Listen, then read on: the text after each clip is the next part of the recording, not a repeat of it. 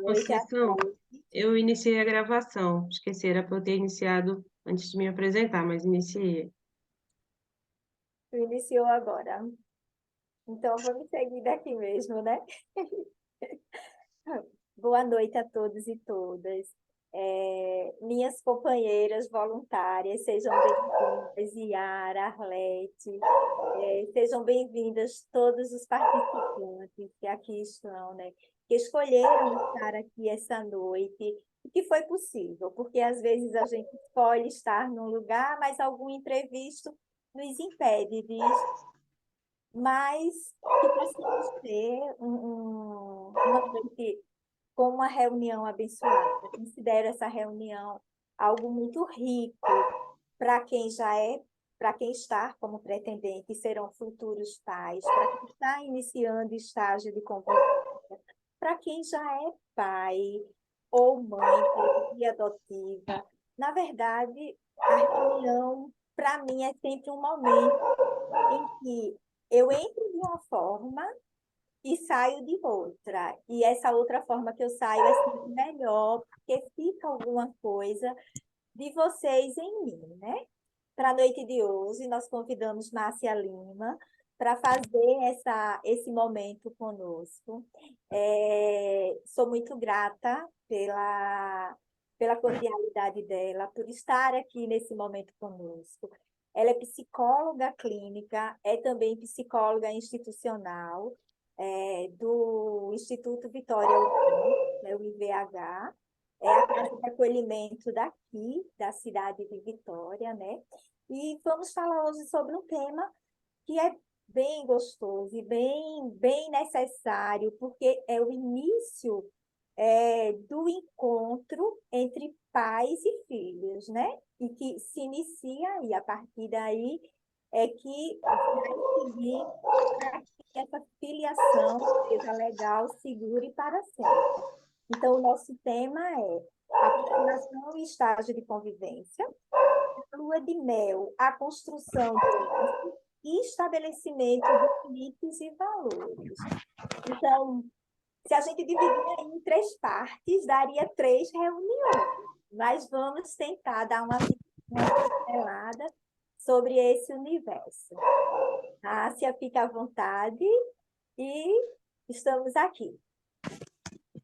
Oi, gente, boa noite a todos e a todas. É um prazer estar aqui, né, tratando um tema tão caro. Né? Eu estou há 8 anos trabalhando no Instituto Vitória Humana, então tenho um pouco de experiência acerca do universo adotivo e sobre o tema, né, sobre a chegada da criança ao abrigo, que eu acho que é um dos temas importantes para a gente pensar juntos, sobre essa construção de laços, né, sobre essa preparação para a adoção, porque o nosso trabalho de equipe técnica, o que é exigido, né, pelas orientações técnicas, é que dentro de uma casa de acolhimento, que é preconizado que seja para 20 crianças, entre 20 crianças ou adolescentes, tudo junto, que sempre ultrapassa, que aí é o que é o mais complicado, mas que o trabalho da equipe técnica, especificamente a psicóloga, o psicólogo e o assistente social seria nessa questão,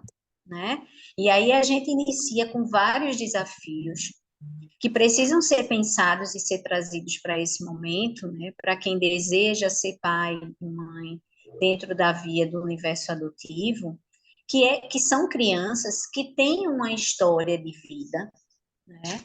Que viveram e vivem situações diversas, dos quais a gente precisa refletir sobre, né? Porque essas crianças, elas chegam em diversos contextos, não sei se todos aqui sabem mais ou menos do que acontece, mas fazendo um pequeno resumo, né? Essas crianças, elas vêm para uma medida de proteção, e essa medida de proteção, ela é uma medida que para nós entendemos da necessidade, mas às vezes a criança, e na grande maioria, ela não vai entender. Ela estava muito bem naquele ambiente, porque ela não sabe outras formas de cuidado.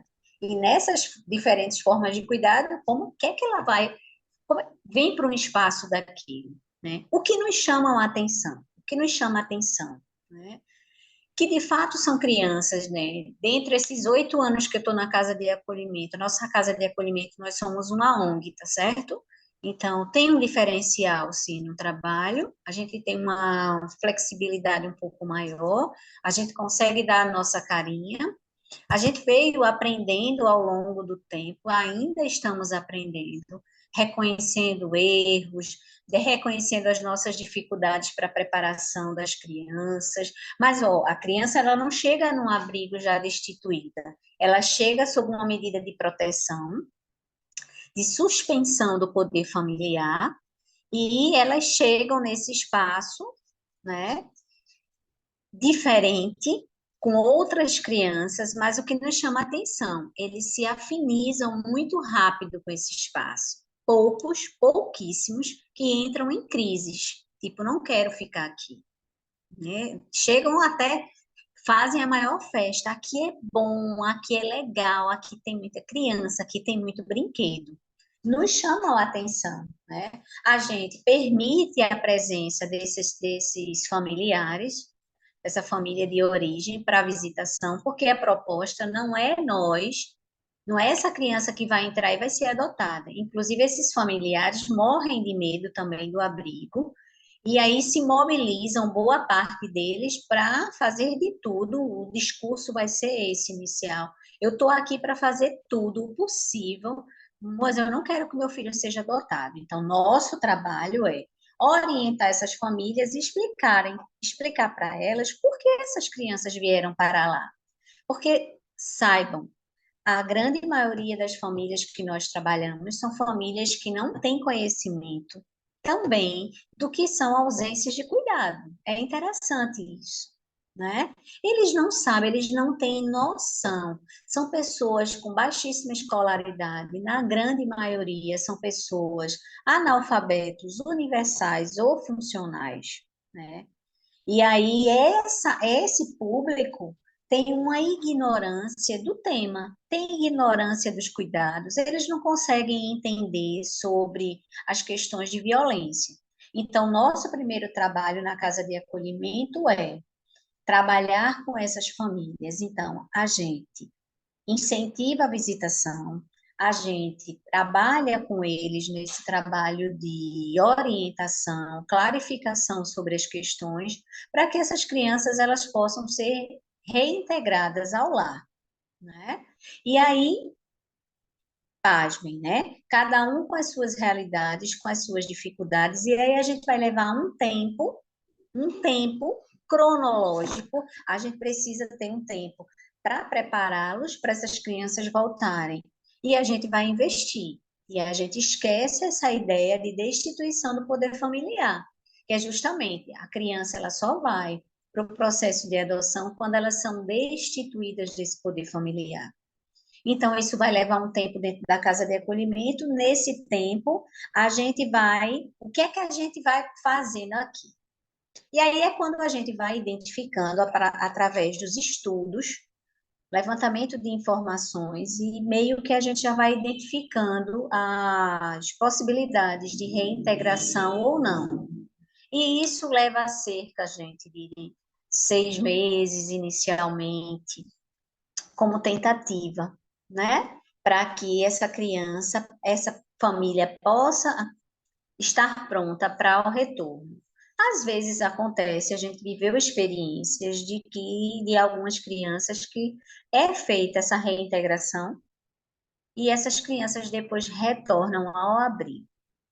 Isso é terrível, né? Para a gente, para reiniciar um trabalho e para essas crianças, né? E aí a gente vai fazendo. Passado esse tempo, tentativas, estudo, a gente, na verdade, existe um sistema de garantias de direito de criança e de adolescente, que seria o ideal que esse sistema estivesse todo mundo de mãos dadas, que seria essa rede, para que a gente pudesse fazer um bom trabalho, para que as crianças, ao retornar, aquelas situações que foram as situações que levaram ao processo de suspensão não viessem a acontecer. A nossa experiência nos fala, vou falar da nossa, né? do Instituto Vitória Humana, que essa rede é meio que furada, tá certo? E aí, imaginem uma rede furada, escapa um bocado de coisa, né? Então, ela não é segura, e aí, fatalmente, vai acontecer no que a gente traz. Quando a gente identifica e não é feita essa reintegração, o nosso trabalho é identificando, a gente somos nós que vamos apontando nos nossos relatórios, junto com a equipe técnica do Poder Judiciário, das varas da infância, e aí tem casos que não tem vara de infância, e aí são comarcas únicas, e aí é que a coisa fica muito mais lenta, porque imaginem uma comarca tendo um juiz para dar conta de todas as varas, civil, criminal, criança e adolescente, e todas essas outras questões. O processo fica muito mais moroso, e ficando moroso, o que é que acontece? Quem é o maior prejudicado? As próprias crianças, né? Esses familiares também, né? Porque, como são pessoas extremamente ignorantes, então elas vão se perdendo nesse meio tempo.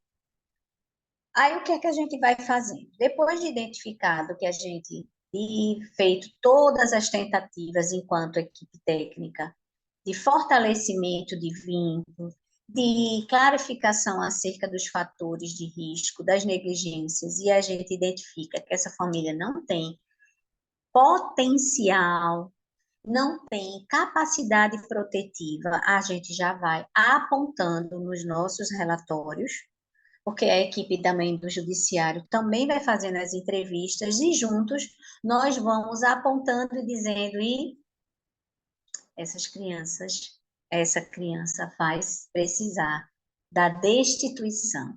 E aí vem o grande desafio para as equipes, que é preparar. Por que desafio?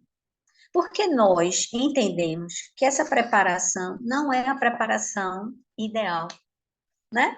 Ela não se dá como deveria. Porque preparar uma criança para adoção seria trabalhar com ela todas as questões, né? E aí a gente fica de mãos atadas, porque o ideal seria que nós tivéssemos semanalmente esse contato direto com a criança, preparando também esses educadores, cuidadores, para que a gente já possa ir inserindo. E aí, como é que a gente faz isso, né? Eu gosto de trabalhar da seguinte forma, né? Entendo que não se pode trabalhar com uma criança sem que fale-se a verdade para ela.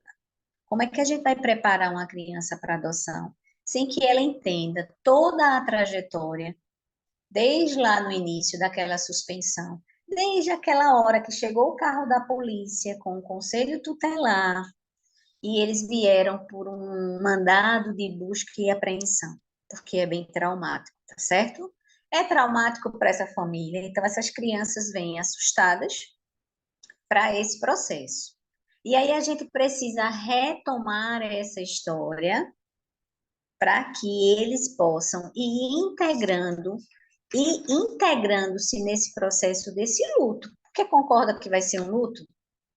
Porque a gente, quando fala de morte, a gente sempre pensa que a morte é essa morte física.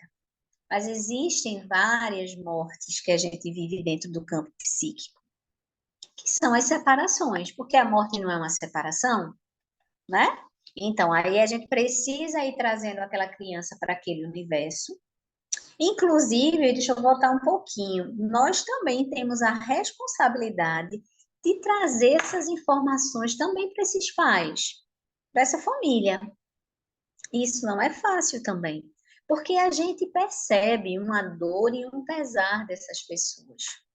Só que o que a gente vem trazendo para eles é que a gente entende que eles estão sofrendo, que é muito dolorido, mas entre a dor deles e a dor das crianças, a gente vai priorizar a dor das crianças, não é isso? Porque não é isso que o Estatuto da Criança e do Adolescente fala para a gente? Que é prioridade, o que é precedência? É a criança. Então, a gente sabe que aquela família, de certa forma, está sofrendo, Mas a gente também fala para ela de todo o processo, de toda a tentativa, de todo o plano para que as crianças pudessem ter a sua, voltar para aquele seio familiar. Mas se não houve uma mudança, então eles vão ter que ser penalizados. Primeiro, porque a suspensão no poder familiar é uma penalização, né? É uma punição para os pais. Se bem que a criança também sofre, né? Porque eles ficam suspensos do poder familiar e a criança vem. Mas como a criança e o adolescente, e a criança especificamente, tem uma facilidade dentro desse universo, né? Dessa plasticidade neuronal, de ir formando novos vínculos, fica mais fácil. Com o adolescente é um pouco mais complicado, né? Porque o que é que acontece? Às vezes eles não conseguem falar. Então, vamos lá. Então, a gente vai começar a trabalhar dentro desse universo da criança sobre a importância da vivência dos lutos mesmo, do pesar, da dor, que eles possam falar sobre, que eles possam construir junto conosco de uma forma não eficaz, tá certo? Porque é isso que eu digo para vocês. É dever nosso prepará-los para a adoção. Mas a casa de acolhimento, ela não vai conseguir fazer isso com o tempo. Porque na casa de acolhimento não só tem aquela criança que necessita desse trabalho de adolescente, são várias e várias crianças. E aí a gente está o tempo todo dentro de uma casa de acolhimento apagando os pequenos incêndios. Porque eu estou aqui, então eu estou focada, trabalhando com essa família, com essa criança.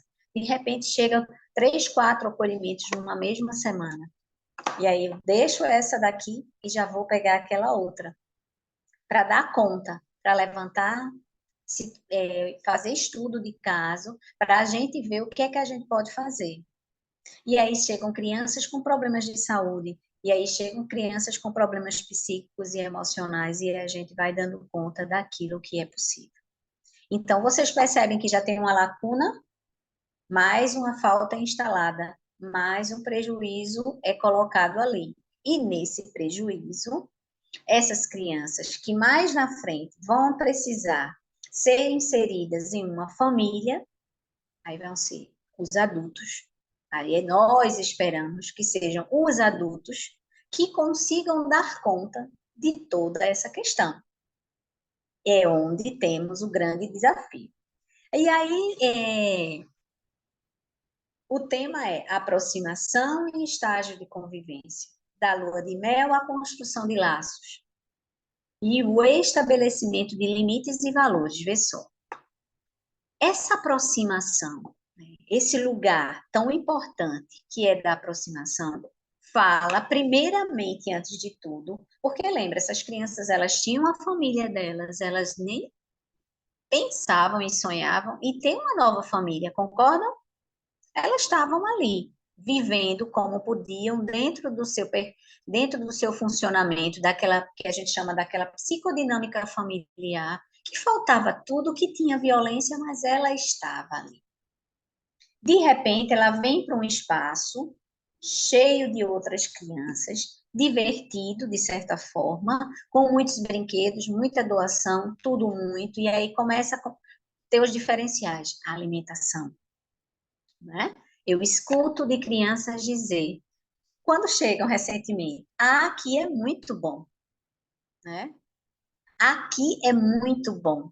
Aqui eu tenho, a comida daqui é muito legal. Olha, então eu começo a me separar daquela família ali que não tinha nem comida, que tinha era muita sujeira, porque vê o que chama muita atenção para a gente. Grande maioria dessas crianças vem de espaços com muita sujeira. E quando a gente vai questionar esses pais e essas mães, eles dizem assim: não, a casa é limpa, eu limpo todo dia. Eu digo: é mesmo? Ele faz, é. Mas brinquedo espalhado é sujeira, é? E aí, qual é o nosso trabalho? Existe uma diferença entre bagunça e existe também uma diferença entre sujeira. E aí, sujeira acumulada é uma outra questão. Mas vê, os meninos e meninas vêm desse espaço, sujeira acumulada, falta de todos os níveis. Então, eles vão se aproximar da casa de acolhimento e vão começando a adotar a casa de acolhimento como a casa deles, não é? E está tudo muito bom, aquelas tias todas. E aí tem uma televisão Smart TV, e tem desenho animado, e tem filme, e tem brincadeiras, e tem cuidador que dá banho, que ensina a escovar os dentes, que penteia o cabelo, que cata o piolho, né? Olha, esse lugar vai tomando uma dimensão importante. E aí, o que é que acontece? Vamos lá. O processo vai seguindo, esse tempo cronológico dentro do abrigo precisa se extinguir, porque assim que eles chegam, a gente já começa a dizer para eles que eles em breve vão ter que sair, que ali não é a casa deles. E essa desconstrução também é danosa para essa psique. Como assim? Se aqui está tão bom, por que você já quer me tirar daqui? Olha, outra questão, outra ruptura que a gente já começa a trabalhar. E aí eu estou falando aqui, eu estou falando para um grupo de pessoas que tem uma cognição, né? Que entende das coisas, que consegue, porque, né? Os fatores cognitivos, percepção, memória, raciocínio, naturalmente nós aqui já tem ele estabelecido. Será que os nossos meninos e meninas e a família e o lugar de onde eles vêm têm esses fatores? Não. Primeiro, esses meninos e meninas vêm com muitos prejuízos, déficits imensos. Eles não estão escolarizados, né? Eles não estão escolarizados, está dizendo aqui, no abrigo as crianças vão à escola, sim, sim. Lembra lá que no abrigo, o abrigo é o lugar para a gente, tá muito baixo, deixa eu tirar aqui, deixa eu tirar meu fone de ouvido para ver se melhorou o som, minha gente. Digam aí, sinalizem. Piorou, foi? Tá. Estava melhor fone. Tava melhor com o som? Tá Porque na melhor verdade. com fone. Ai. Talvez, eu acredito que seja a conexão da pessoa. Ah, pode ser, não é? Então vocês estavam me ouvindo bem, não é isso? Deixa eu colocar Sim. novamente.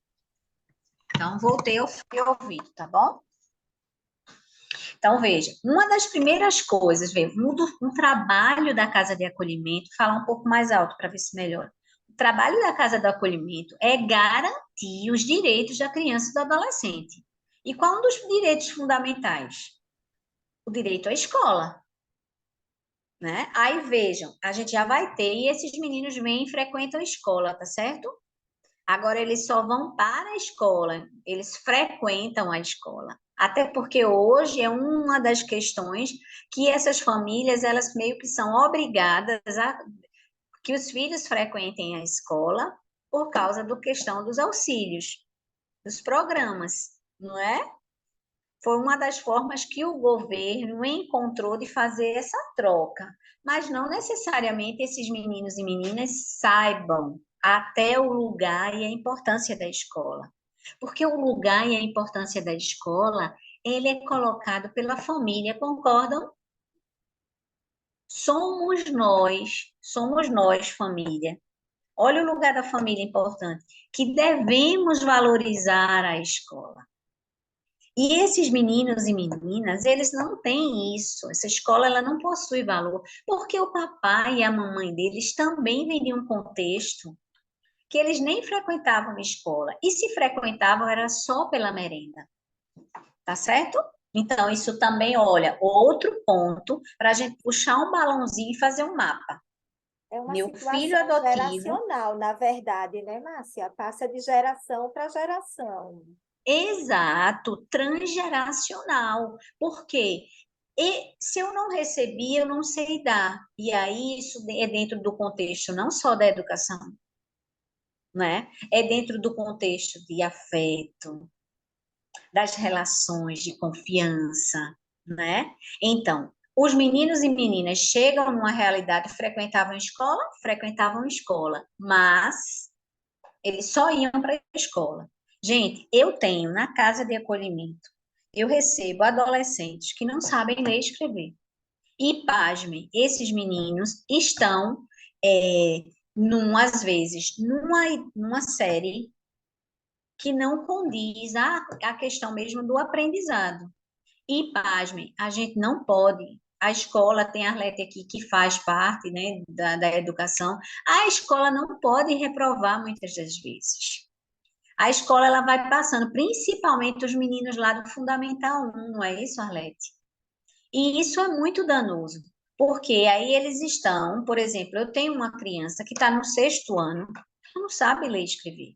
Gente, isso é um prejuízo muito grande. Então, olha os desafios do abrigo, olha os desafios da equipe técnica, porque aí a gente, o Instituto, consegue ter um pedagogo, como é que a gente vai fazer?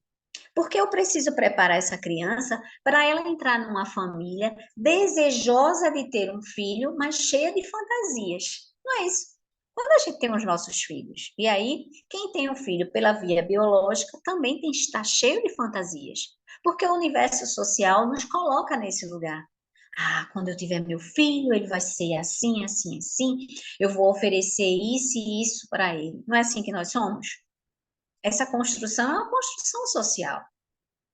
E aí, o que é que a gente faz? A gente vai ficar nessa corda bamba, tendo que dar conta dessa criança, correr contra o tempo. Ela vai estar frequentando a escola, ela vai para a escola, mas a escola para ela não tem nenhuma importância. Não tem.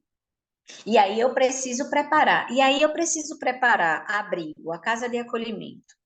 A gente se preocupa com a forma que come, as questões de alimentação. Como se alimenta?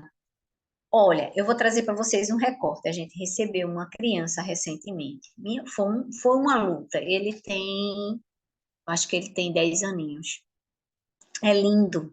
Inclusive, se ele botar ele hoje na página da Seja, meu Deus, vai chover assim e-mails. Ele é lindo. É de um grupo de irmãos. E esse menino não queria, ele só comia, sabe o quê? Eu acho que quando tinha proteína era salame, né? Que é mortadela, e salsicha. E aí todo um conflito. Minha gente, foi uma guerra. Essa criança sofria. Sofria porque se nós somos garantidores, né, de direito, como é que a gente vai estar dando isso a essa criança direto? Nós sabemos que não é um alimento adequado. E aí esse menino fazia greve, ele gritava, ele esperneava, e ele dizia que ia ficar sem comer de jeito nenhum. E aí, vejam, não só tem equipe técnica na casa, não é?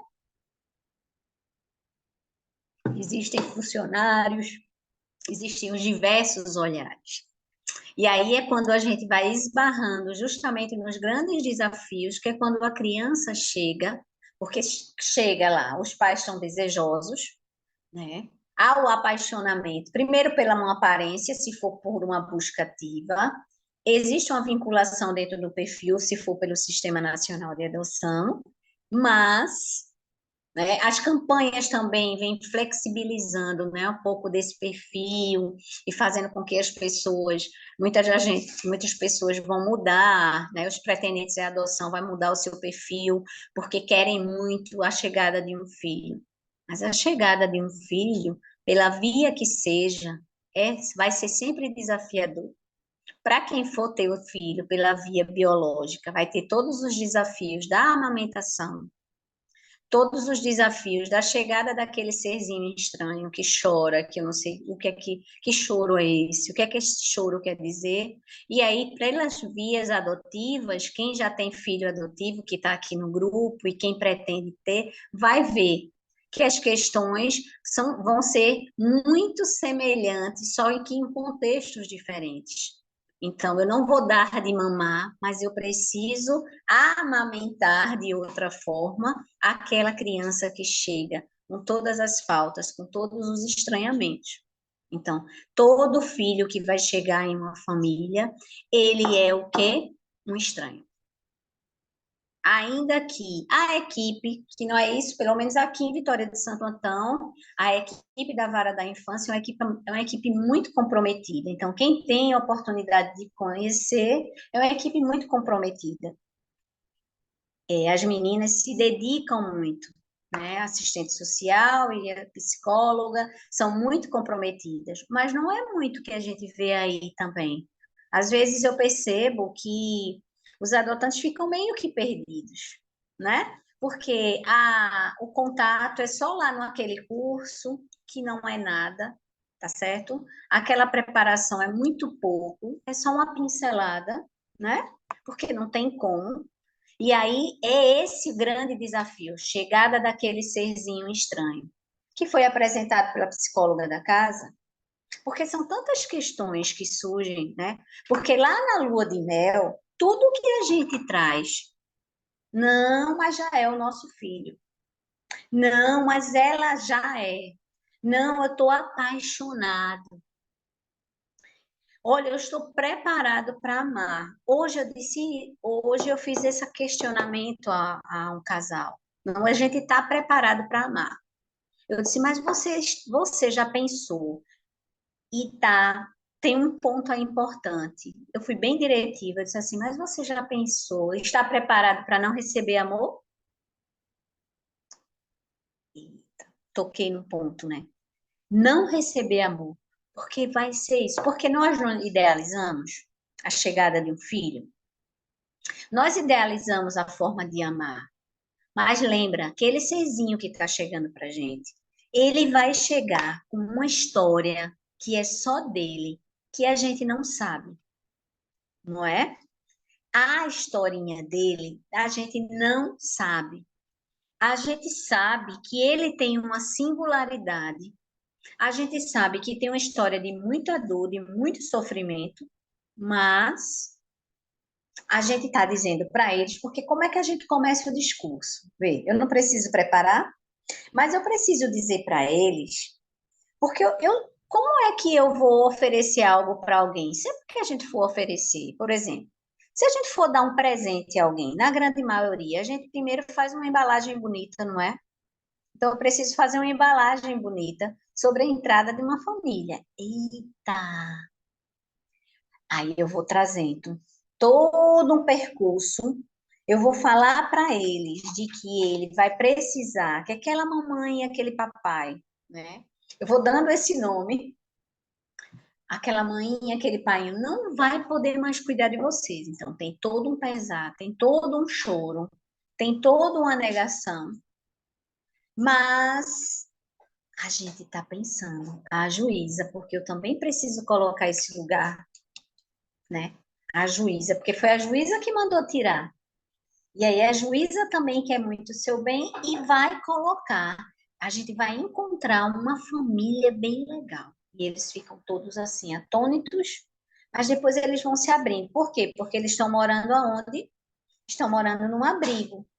E num abrigo eles vão estar com outras crianças que já estão vivendo esse processo, não é? E aí eles também escutam da fantasia das outras crianças de que vai ter uma família nova. E aí são fantasias diversas. Fantasias que vai ter casa com piscina, fantasias que vão ter bicicleta, fantasias que eles vão poder comer tudo o que eles quiserem, não é? E aí o nosso trabalho é falar para eles que não é toda a família, porque quando eles chegam no abrigo, então eles começam a viver experiências de que vão ter crianças lá que vão estar chegando os pretendentes à adoção naquele carrão, um carro muito bonito, né? Algumas realidades acontecem. E que chegam e começam a dar muito presentes, apesar que o nosso papel é sempre de orientar quem está iniciando que não encham essas crianças de presente. Porque não é presente, é presença, né? Mas o que é que nós fazemos? Lembra que a gente quer seduzir? Isso faz parte, né? Então a gente vai dar um presente, a gente quer fazer uma embalagem. E assim, na cabeça de todo mundo, da grande maioria de nós, eles são coitadinhos. E eles vão querer muitas coisas. E nós também vivemos numa sociedade de consumo. Lembra lá que nós somos seres sociais? Então, sendo seres sociais, nós também vamos ter as nossas relações de consumo.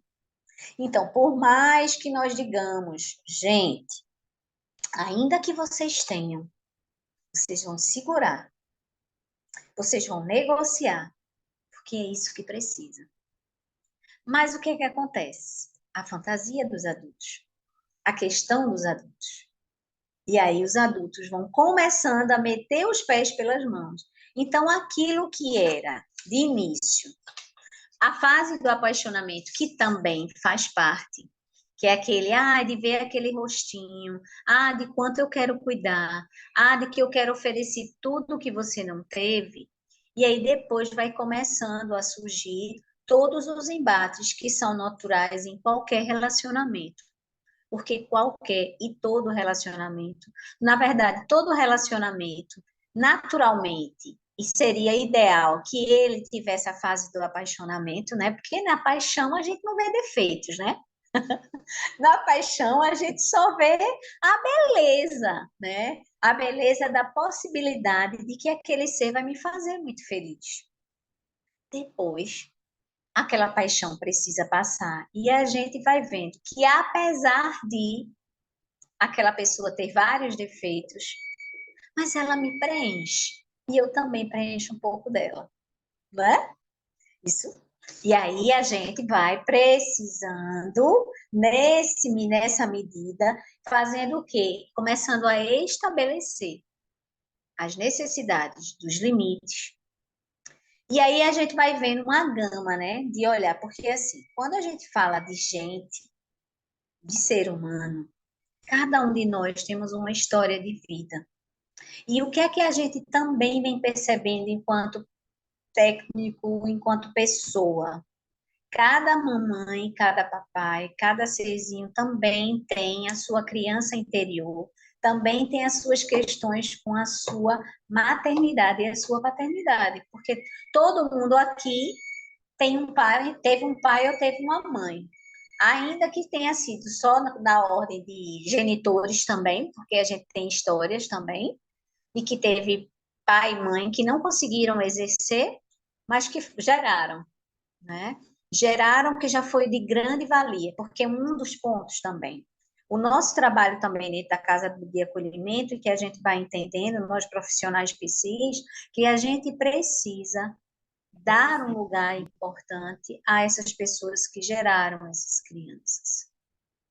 Porque essa dor, essa não possibilidade desse lugar, porque existe um arquétipo do pai e o arquétipo da mãe, né? Esse arquétipo do materno e do paterno. Quando a gente fala sobre mãe, a gente remete a um arquétipo social que diz que toda mãe ama o filho, toda mãe tem uma devoção.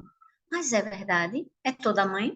Não. E aí, os filhos que vocês receberam e os filhos que vocês vêm a receber, eles não têm esse lugar de mãe dos quais vocês tiveram ou não. Porque lembra lá?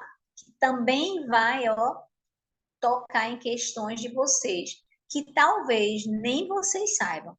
Tá lá nos recônditos do inconsciente, nos porões mesmo, tá?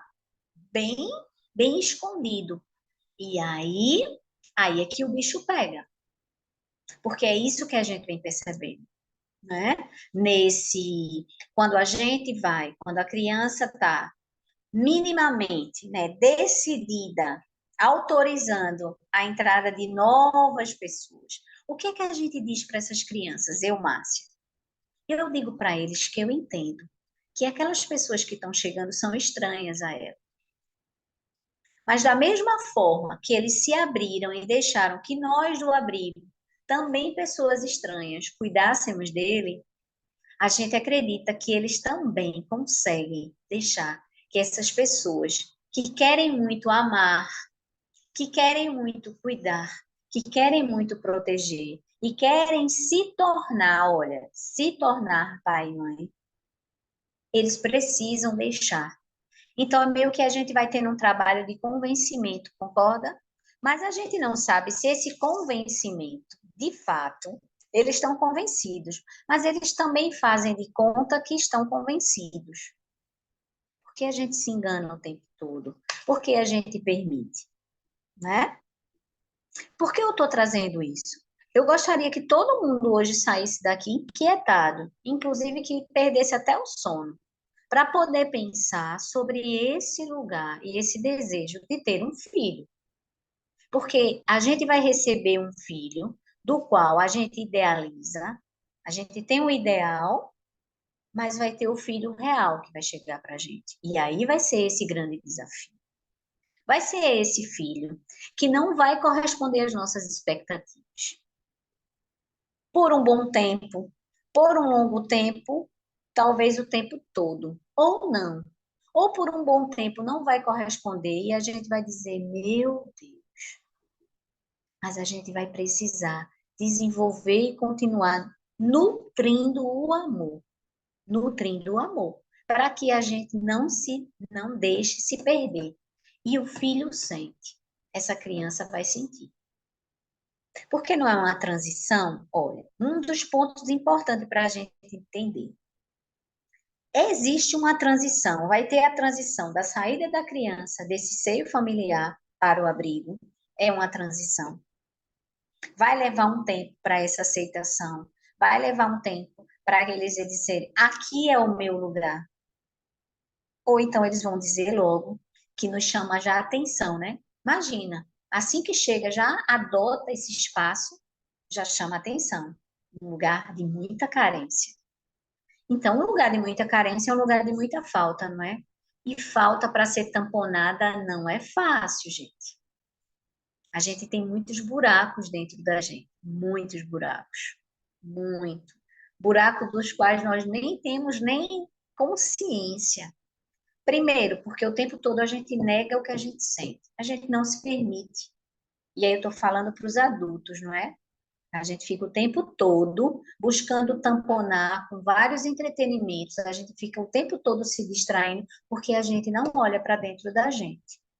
E às vezes a gente quer tamponar uma falta da gente, colocando um filho na nossa vida, mas a gente não sabe nem olhar para dentro da gente. Então, isso é um ponto aí para a gente refletir, né? Então, a gente precisa, todos nós, ter esse cuidado com esses adotantes e também com os adotados. Os adotantes são aquelas famílias dos quais a gente vai apresentar as crianças, falar um pouco desse perfil, não é? A gente fala muito de perfil, né? Dessa criança que está chegando para a gente, que chega, que precisa passar por uma preparação no abrigo, que seria assim, ideal, que todas as crianças que passassem no abrigo tivessem um trabalho, uma terapia, uma preparação dentro da ordem do psicológico, com profissionais capacitados, aí é outro grande desafio. Porque o tema adoção é visto lá na faculdade, assim, ó, uma pincelada na cadeira de psicologia jurídica. Tá fazendo psicologia, né, Arlete, você?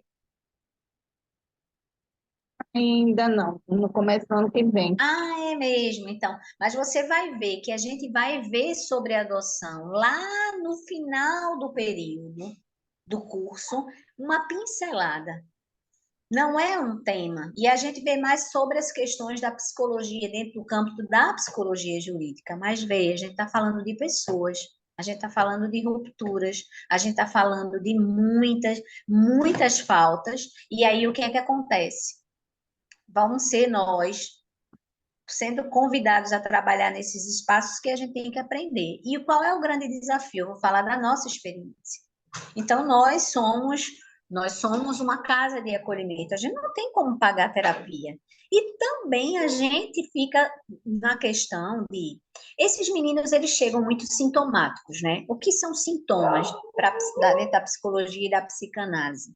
Quando a criança apresenta uma birra, quando ela apresenta alguns comportamentos que a gente chama de doenças, aquilo são sintomas. Por trás daqueles sintomas, fala-se de dores, das dificuldades, tá? E aí, o que é que acontece? A gente precisaria de uma escuta de um profissional com uma escuta clínica muito mais apurada ou uma experiência clínica para cuidar. E aí, o que é que acontece de nós, na minha experiência? A gente vai procurar as policlínicas, né, na rede pública, e aí a gente vai ter um número bem reduzido de profissionais psis, que aí vão ter que as crianças serem atendidas praticamente pelos mesmos psicólogos, terapeutas. Isso dá certo? Por que não dá certo? Porque fica uma escuta atravessada. Vê, eu atendo Maria, que atendo José, que atendo João, todos da casa de acolhimento. Isso não dá certo. Mas é o que a gente tem. E o que é que acontece dentro de uma casa de acolhimento? Ah, esse menino tem problema. Ah, esse menino tem que ir para o psiquiatra. Ah, esse menino tem que ir para a medicação. E é isso que acontece. Porque esse menino sofreu muita violência, esse menino sofreu muitas faltas, então ele vai ter poucos sintomas ou muito? Muitos sintomas, não é? Agressividade, dificuldade de falar sobre, eles não falam, muitos medos, e o medo é uma emoção super importante para ser vista, é uma emoção cheia de facetas. Olha, a timidez é uma faceta do medo. Olha, timidez, Márcia? Não sabia que timidez era uma faceta do medo. Então, por trás de uma pessoa muito tímida, se ela for olhar bem direitinho, ela tem muitos medos. Insegurança é uma faceta do medo. E os nossos meninos e meninas, os nossos adolescentes vão estar em volta disso. E aí, eu preciso conhecer um pouco disso. Então, a preparação dos adotantes seriam de extrema necessidade. E a gente só se preocupa e a gente é cobrado para preparar as crianças. Mas aí eu fico, será que os adultos estão preparados? Primeiro, porque os adultos precisam conhecer as suas próprias emoções e trabalhar elas, né? Os adultos precisam conhecer as suas faltas. Os adultos precisam olhar, né? Essas perguntas, meninas, depois vocês podem ir sintetizando, porque assim, se eu for falar, eu vou me perdendo, né? Aí vocês vão anotando aí para ver, sintetizando algumas que a gente possa. Diante dessa questão, desses sintomas dessas crianças e desses adolescentes que chegam dentro da casa de acolhimento, e aí vejam só, minha gente, vê quantas nuances para a gente olhar nesse trabalho de preparação. A gente, ultimamente, vem recebendo muitos bebês. Está sendo, assim, uma característica. A gente teve uma mudança. Eu tinha até conversado com a Conceição tem uns dias. A gente houve uma mudança. Eu, quando cheguei na casa de acolhimento, eram muitos meninos e meninas de faixa etária bem mais elevada, tá certo? Que eram aqueles egressos daquelas casas das tias. Depois a gente foi trabalhando, eles foram atingindo maioridades, alguns foram inseridos em famílias, outro foi feito tentativa, depois eles mesmos voltaram para aquelas famílias deles, ou estão dando conta da sua vida sozinhos, né? Casaram, enfim, cada um com as suas histórias. E aí, depois de um tempo, a gente ficou com esse público bem misto. E recentemente, do advento da pandemia para cá, o que é que a gente vem percebendo? A gente está tendo muitos bebês, filhos do crack. Então, das mamães, das meninas aí, muitas meninas novas que estão pelas ruas, e aí que elas engravidam. E o que é que acontece? Elas engravidam, então elas vão parir. Quando elas chegam lá na maternidade, elas não tomaram a vacina da Covid. E uma das questões para elas ficarem na casa das mães é que elas estejam vacinadas, né? Porque a gente sabe que foram várias questões que aconteceram nesse período. Então, e como elas também são usuárias de crack e a abstinência, elas não suportam ficar ali. Então, elas se evadem, elas saem e não voltam para visitar esses filhos. E aí a equipe técnica do hospital, assistente social, já sinaliza para o Conselho Tutelar já aciona o Ministério Público e aí essas crianças vão. Mas a gente vê bebês, não é isso? Mas eles têm uma história ou não nessa vida intrauterina? Boa parte dessas crianças também chega, elas são amamentadas por essas mamães que também estão sob efeito de substâncias. Então, essas crianças passam por questões de abstinência.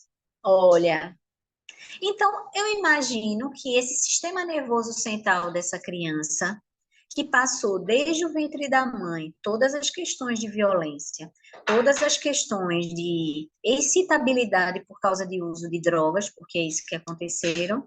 Vocês acreditam que elas vão ser crianças mais tranquilas, mais calmas, que vão dar conta, ou elas vão ser crianças mais agitadas?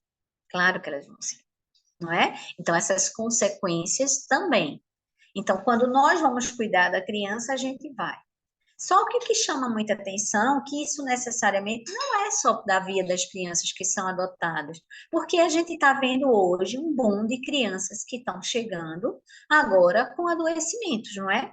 Acho que o autismo cresceu num nível, claro, que existe uma patologização desenfreada, também que fala, na minha opinião, e uma boa parte de profissionais, da ausência de técnicos que saiam com um embasamento teórico, com cuidado, porque tem isso também, não sei se vocês concordam, né? A gente está vendo aí, né, um boom de pessoas que estão saindo no mercado de trabalho, mas que estão indo para a faculdade, mas que a faculdade não é um lugar do pensar, é um lugar só para reproduzir notas, então, que estão aí.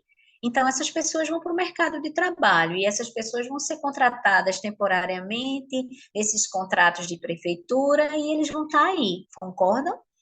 Então, a gente está vendo muito diagnóstico errôneo, muitos dados que mais lá na frente a gente vai ter um pouco de dados estatísticos maiores. Mas, enfim, se o adotante não se prepara, não procura, não frequenta esses grupos, porque a importância dos grupos, o grupo, os GAAs, eles são muito importantes. Eles são grupos de apoio onde são discutidos temas que são temas que vão fazer com que cada um de nós reflitamos sobre. Primeiro, sobre esse desejo de ter um filho, eu preciso entender de onde parte esse desejo. Se eu quero ter um filho porque eu preciso cumprir um papel social, se eu quero ser pai e mãe, ou se eu quero ter um filho. Tem diferença nisso também. Tem muita gente aí que quer ter um filho, mas não quer ser pai e mãe. Qual a diferença, Márcia? Porque ser pai e mãe dá muito trabalho. Ser pai e mãe tem que abrir. Ser pai e mãe tem que fazer renúncia. Ser pai e mãe tem que dizer assim, o meu lugar agora é diferente. Ainda que lá na frente eu consiga dar conta de algumas coisas, mas eu agora vou ter que fazer renúncia. E aí isso tudo muda. Olha, eu venho observando de pessoas, eu vejo que tem algumas pessoas que gostam de gestar. Ficar grávida, acha lindo. E hoje existe toda uma glamourização.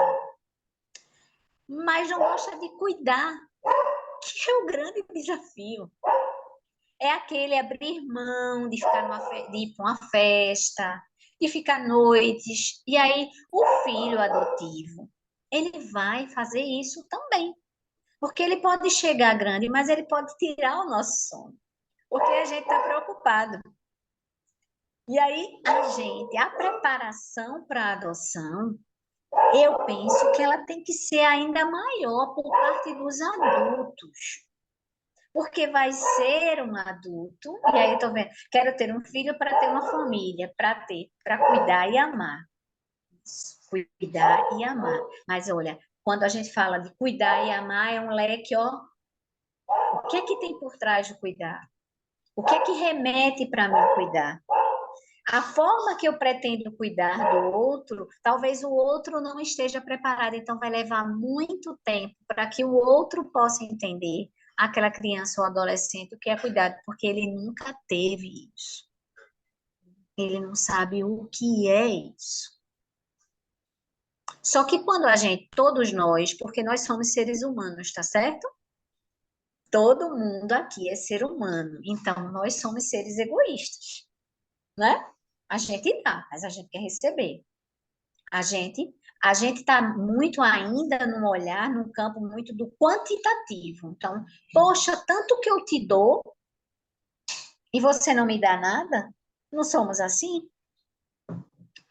Somos seres normais, tá? Não somos seres normais, mas aí é isso. Então, vê, o abrigo, aí vamos olhar dentro dessa ordem. O abrigo vai preparar, vai pincelar também, porque eu não sei. E aí eu estou falando do abrigo que eu trabalho.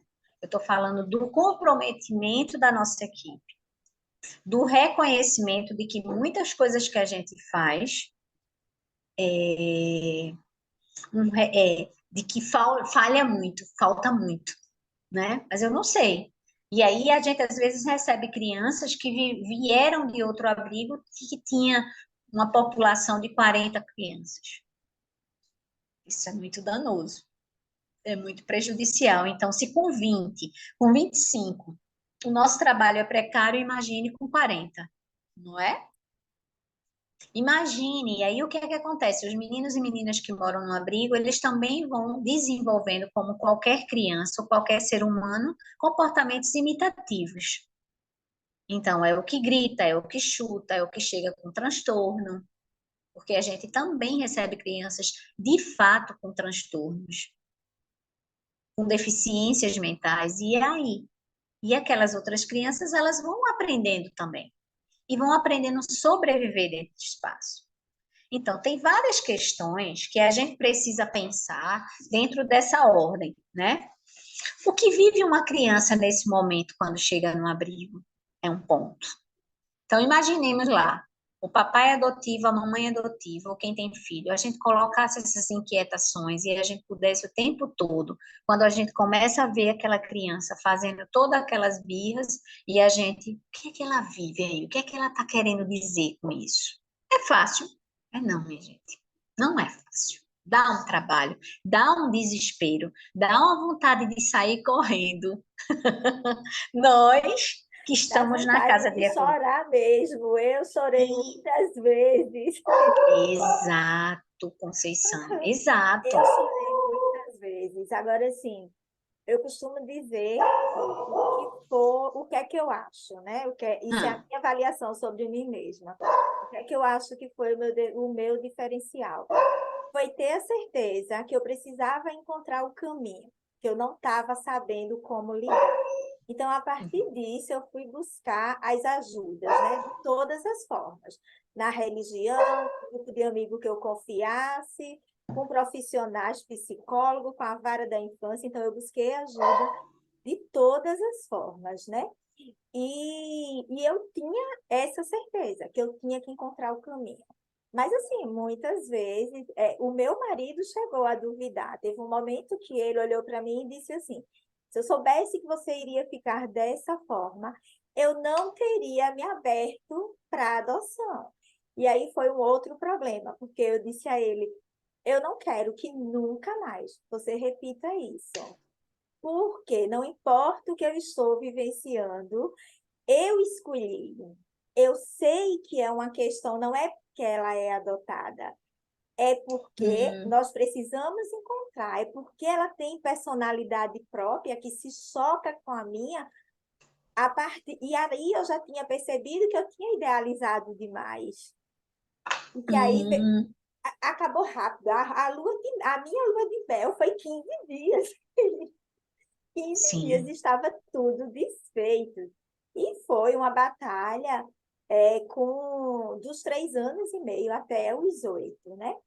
E aí eu costumo dizer que Miguel trouxe, tinha que ser os dois, porque Miguel trouxe toda a leveza que eu precisava para experienciar a maternidade, até eu chegar no nível de igualdade com os dois, né? E aí já Aham. faz um tempo que estamos nesse nível de igualdade, só há progressos, né? Mas realmente não é fácil. Daqui a pouco, eu estou vendo que tem muitas perguntas, mas daqui a Tô pouco vendo, me você dá vai me uma dizendo, tá, paradinha. Conceição? Mas Daqui eu a- eu já tô, vou o que eu deixar tu tinha. concluir para a gente dar uma paradinha Pronto, e então tá, responder a tô pergunta já deles. concluindo, tá? Essas questões, né? Então, o que vive uma criança nesse momento é algo que a gente deve pensar, né? Quando ela faz aquela birra, quando ela diz, saia para lá, eu não gosto de você, porque eu acho que muita gente já viveu aqui, quem já está em adotor, quem está em estágio de convivência, quem vai, né? De não querer tocar, de não querer pegar na mão, né? De que parece que todo mundo é legal, menos aqueles adotantes, vai acontecer isso. E aí, essa questão que Conceição tá, é que Conceição começou a buscar, né? Que direções eu vou tomar? Então, eu preciso buscar, quem sabe um pouco mais do que eu. E isso tudo muda, eu me abri. E aí, uma das questões que a gente percebe é justamente isso: é do adulto não buscar ajuda, deixar a coisa ficar cronificada, e às vezes um espaço tão curto de tempo, às vezes são estágios, no estágio de convivência tão curto de tempo, de abrir mão e de devolver como se fosse uma mercadoria mesmo, sabe? E aí, o que é que eu também estou fazendo na casa de acolhimento? Eu percebi que existe, às vezes, nesse estágio, nesse início de estágio, esse encher de presente. E aí eu digo, eu não quero que você traga mais nada, de tudo que você comprou, você fique. Porque isso fica na memória da criança, e eu não quero que fique atrelado a isso, porque aconteceu recentemente. Então, tudo que você comprou, você deixa lá, pode doar a outra criança. Porque já que essa criança está sendo devolvida como uma mercadoria, como uma ausência mesmo de tentativa da questão que era do adulto, era o adulto, não porque ela não se vinculou. Como não se vinculou? Claro, nenhuma criança, nenhuma pessoa. E, gente, vamos olhar para a gente enquanto adulto. Nós estamos num relacionamento que o tempo todo a gente precisa construir mais vínculos. Construir, reconstruir, construir, reconstruir, porque às vezes passa de desistir, é ou não? Não é? Com o nosso companheiro, com a nossa companheira. E a gente, meu Deus, que pessoa é essa? Mas a gente tá ali tentando, né? Enfim, Só entende né? que 2 meses, 3 meses, 6 meses, para alguns é um espaço imenso de tempo e não é. Só entende que esses 90 dias, 180 dias não é nada. Quem passa por uma Exato. batalha de anos. Porque, veja, era contra, assim, teoricamente, era contra todas as probabilidades que uma criança de 3 anos e meio fosse me desafiar tanto. Eu que me Uhum. sentia tão preparada para ser mãe, né? Mas assim, mas hoje eu vejo também o quanto ela me ensinou, o quanto eu tive que me transformar para acolher isso e para realmente seguir sendo mãe. Não é Isso, porque fácil. tocou Não nas é. suas questões. Não é Tocou fácil. nas suas questões. Mas, né? Então, aí a gente precisa fazer essa indagação sobre o que ela precisa e o que precisamos fazer. E aí, o que precisa fazer é esse leque enorme. Então, tem que ter investimento de tempo, afetivo, financeiro, e é isso, que é ter um filho. E aí, é na rede pública? É na rede pública é o que eu preciso buscar, preciso bater a pouco, né? Então, a gente precisa entender que essas crianças vivem as situações de separação, vivem essas questões de angústia e de separação, só que lembra, eles têm vários fatores que impedem ele de olhar para isso. E são todos os déficits, todos os prejuízos que eles tiveram. E é com essas crianças que a gente vai ter que cuidar, né? E aí a gente precisa investir nos cuidados psicológicos. E às vezes eu percebo, tá? Estou fazendo uma crítica agora, que o cuidado é só com a criança psicológico. Não. Às vezes não é a criança, às vezes sou eu, adulto, que vou ter que fazer terapia para dar conta do que está acontecendo. Então, não, mas eu já botei no psicólogo, e aí bota no psicólogo, na 3 sessões já tira do psicólogo, porque queria que o psicólogo desse conta daquilo. E não é. Não é assim.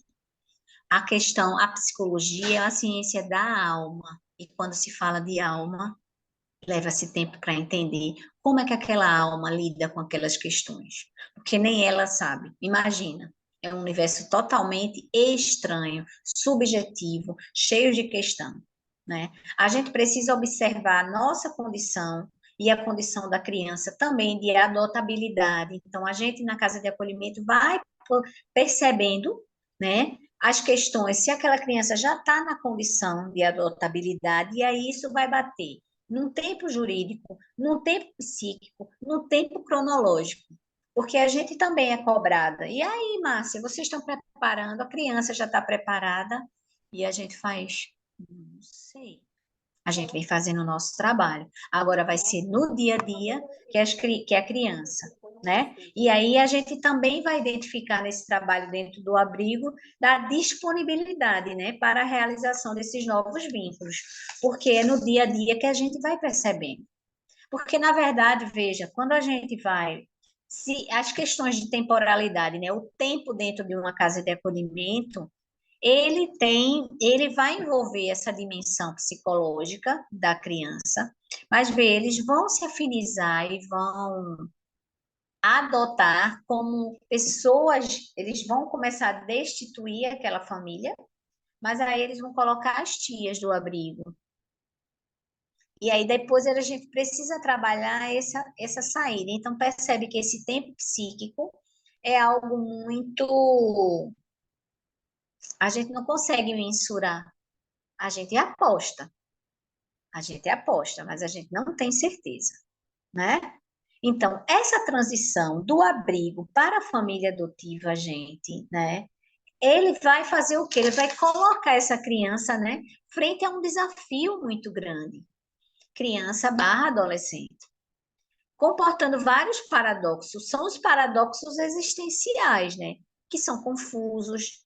Então, será que essa mulher, esse homem que quer ser meu pai e minha mãe, mas será que não era melhor mesmo? E aí a gente vê essas confusões, esses paradoxos, muito também na adolescência. Essa fantasia de que a família de origem. Então, aí a gente vai vendo, é porque são muitos temas, tantas falas. Eles vão, às vezes, trazer para os adotantes falas sobre a família irreal. Dizer que a mãe era maravilhosa, minha mãe nunca bateu em mim. E a gente sabendo que a história era totalmente diferente. E aí isso afronta o adotante, né? Que ele diz assim, tá vendo? Ele não esquece essa mãe e esse pai. Então eu nunca vou ter essa entrada. Vai, gente. Agora vai levar um tempo, porque existe o tempo psíquico, né? Então imaginemos, né, que nessa iminência, que é isso que a gente está o tempo todo trabalhando com essas crianças, de novos vínculos familiares, né? E porque quando a gente vai trabalhar isso, eles precisam também trabalhar dentro dele a necessidade de separar. E eles vão se separar de quem? Só da família de origem? Eles vão se separar e vão ter que elaborar. E aí elaborar é um trabalho muito difícil. Quem faz terapia sabe disso muito bem, né? Porque o processo terapêutico a gente fica numa fala, as nossas falas sempre repetir, repetir, repetir, e a terapia ela só vai sendo instalada quando a gente vai começando a elaborar, e a gente só elabora quando a gente se implica na situação.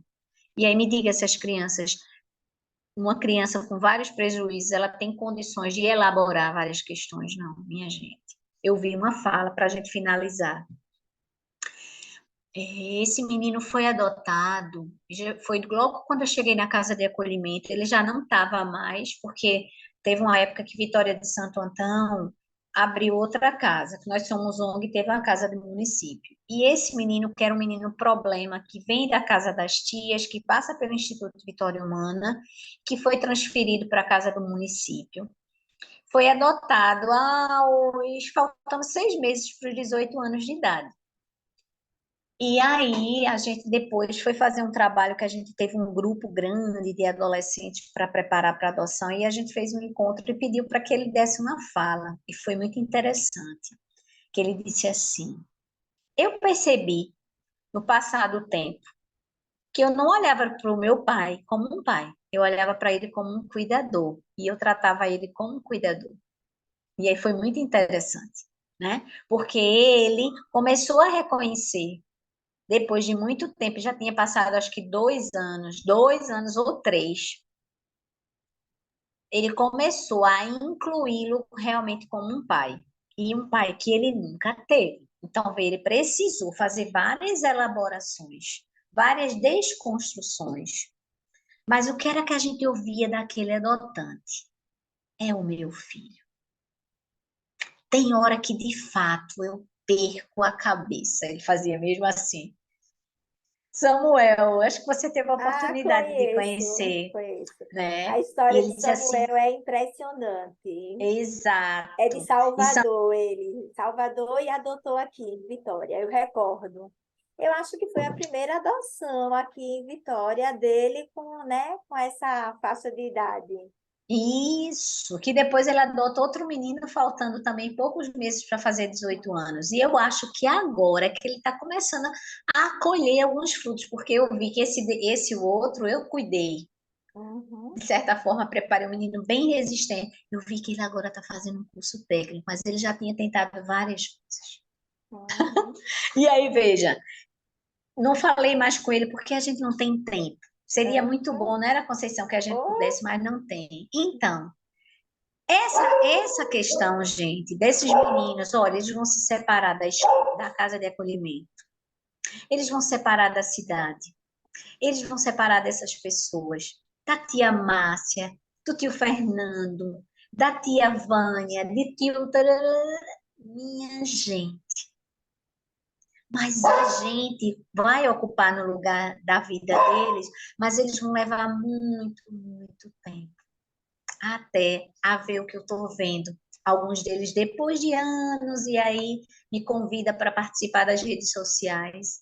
E essa semana eu vi de uma adolescente que era bem dificinha, aniversário da mamãe adotiva, e aquela fala e aquela declaração, do jeito que ela pode, mas que tem ali um afeto.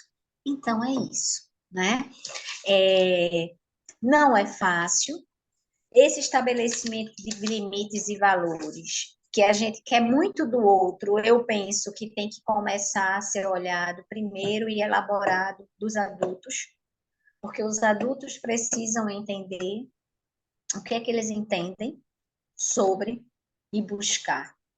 E educar não é fácil, educar é para toda a vida, e ter um filho vai ser isso, para todos sempre, né? Vamos lá para as perguntas, né? E vamos conversando aí, tá? Yara, Obrigada, tu gente. direciona as perguntas, Yara. Aí, minha gente, no finalzinho da reunião, a gente vai colocar a ata de presença, para que vocês possam confirmar a presença de vocês e para o envio de certificado para vocês. Tem uma pergunta da Mayra Egito. O que seria um comportamento esperado para um adolescente na fase de aproximação? Né? Vê, quando eu faço uma pergunta dessa, o que seria um comportamento esperado, aí fala de um lugar que novamente a gente tende a enquadrar. Eu não posso dizer, porque não é subjetivo. Agora, a gente poderia pensar dentro do social, que seria um comportamento esperado.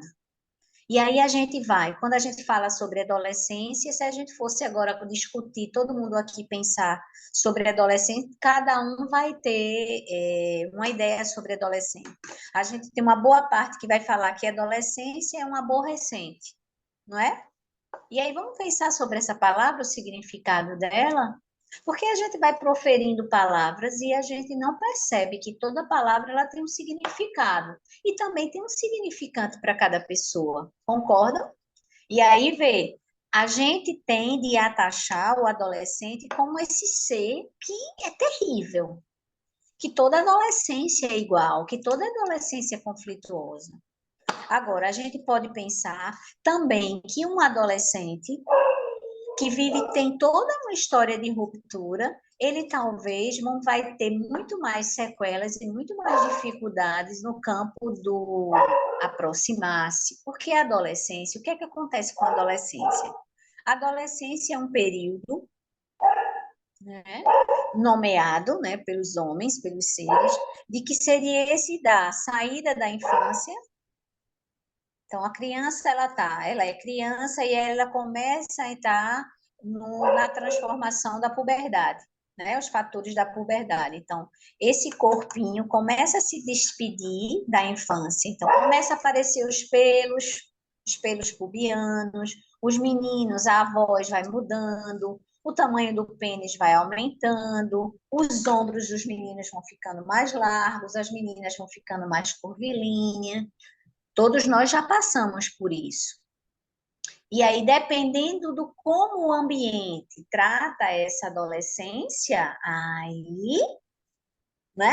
Porque vocês veem que tem pessoas que já estimulam a criança, desde criança, já ser uma mocinha, um rapazinho. A gente também estimula, às vezes, a criança já a namorar. A gente está tão confuso agora com esses fatores das orientações sexuais que a gente começa a pilhar o nosso filho, a nossa filha nessa questão. Porque ele tem só imaginar que o filho pode se tornar homossexual, que começa a também trazer várias questões que confundem falas discriminatórias com medo. Então, percebem que não tem um comportamento especificamente, mas tem um olhar, a gente precisa desenvolver o olhar para o nosso filho. Né? Primeiro, as características. Então, quando a gente está, eu estou vendo que Tiago está aqui, Jeane, e aí, né, a gente essa semana estava batendo um papo sobre um adolescente, não é? E trazendo uma características específicas da adolescente que a gente conhece. Que tudo pode mudar, mas o que a gente entende que agora essa adolescente tem esse perfil, que não é uma adolescente que está erotizada, não é. A gente olha para ela e ainda vê uma menina, mas é uma menina com corpo de mulher, que tem muitas mamas, que tem toda a questão. E aí a gente recebe uma outra que já chega na casa com processos de automutilação, que acabou de chegar e que isso vai contaminar, disseminar dentro da casa. Porque eles vão falar das dores deles para os outros. Então, hoje eu estava saindo, e aí tem uma que é bem beijoqueira. E aí eu gosto também de beijar, de cheirar, e estava dando um cheiro, e agarro, dou um cheirinho no cangote, eles adoram isso. Tem os que não gostam, e aí a gente precisa descobrir o que gosta, o que não gosta. E aí, a que chegou ontem, com processo de automutilação, que busca o acolhimento, que ela mesma procura e faz a denúncia dela no Disque 100 e que vai parar no acolhimento. Aí a outra olha para mim e faz assim, tia Márcia, ela tem o mesmo problema que eu tenho. Aí eu disse, você não tem mais, você não precisa mais se cortar, não é? E aí a outra, me vendo, beijando a outra, cheirando. E aí vinha acolhia que eu tô com menos adolescente. E aí essa outra olhou para mim e deixou sair. Ela chegou ontem, eu não conheço, eu estava de folga. Aí ela disse assim, é disso que eu sinto falta. Eu escutei, mas também não alimentei. E continuamos no cheirinho com as outras, porque eu estava na saída para vir para casa. Daqui a pouco, a outra olhou para mim e disse assim, a senhora dá um abraço em mim? Gente, ela chegou ontem, ela não me viu. E aí, quando a vi, eu senti vontade de abraçá-la, mas eu não sei, eu não conheço ela.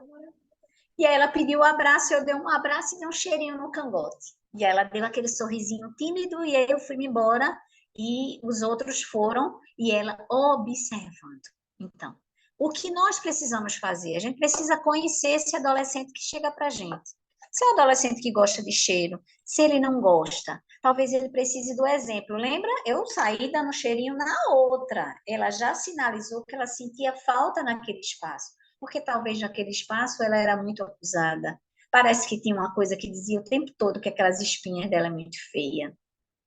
Menina, por que a gente faz isso com os nossos adolescentes? Menino, como tu tá esquisito.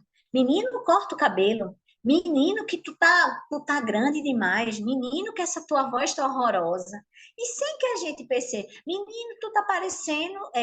E aí as meninas, né? E agora esses conflitos, que eles sempre existiram, mas assim, da sexualidade, de só querer usar preto, e a crítica que a gente faz, só vem se escondendo. Tira essa máscara. A Arlete, que é de escola, sabe quem está aí. Muitos meninos e meninas não estão querendo tirar a máscara. E eu soube que é essa menina que chegou. Então, a gente precisa conhecer o nosso adolescente. A adolescência não é igual para todo mundo. Agora, tem algumas características que são importantes a serem olhadas. Inclusive, vou dar uma dica para vocês aí. Anotem. Tem um Instagram de Roseli. É Roseli, é com Y no final. E Saião, com Y, é uma senhora, uma idosa, que ela é uma psicóloga, mas ela é de São Paulo. Então, ela tem várias matérias na Folha de São Paulo e ela ama a educação. Viu, Arlete? Roseli Saião. E Roseli Saião tem um trabalho bem legal, inclusive ela está fazendo um trabalho que ela está chamando de Clube da Educação. Para colocar no Instagram, no chat. Né? Tu digita aí, Arlete? É Roseli com Y e Saião é separado. Ela tem uma página no Instagram, então ela está fazendo um trabalho bem legal. Não é sobre adoção, mas é sobre adolescentes e crianças. Então ela trabalha vários temas. Então, se vocês, quem tem filho adolescente, eu acho que tem várias questões ali bem legais para a gente refletir. Fora tem outros profissionais, mas ela foi aqui que eu gosto de ver, tá bom? Ela gosta de trabalhar, pode botar Roseli Saião, e aí vai aparecer, tá? A página dela. Acho que vocês vão gostar. Então, é isso. Então, a adolescência é esse período. Eu hoje tenho filhos adultos e vivi a adolescência dos meus filhos de forma diferente, sempre entendendo algumas questões, e são tantas, né, na chegada deles, na chegada da adolescência. A gente precisa observar os nossos filhos, quando eles ficam muito reclusos, e a gente precisa chegar, mas se invadir, mas a gente também invadir, e a gente também dizer a eles que a gente está preocupado, que a gente quer poder ajudar, sem ficar só no campo da acusação. E aos pouquinhos, se eles forem sentindo que é de verdade, né? Porque às vezes a gente fala e não é de verdade, e eles sentem também, criança também. Vamos lá, tem mais alguma? Você se contemplou, né? Sim, sim, bastante. Tem uma próxima aqui, que é quais as consequências de uma criança exposta às drogas? As consequências são várias, não é? São várias, né?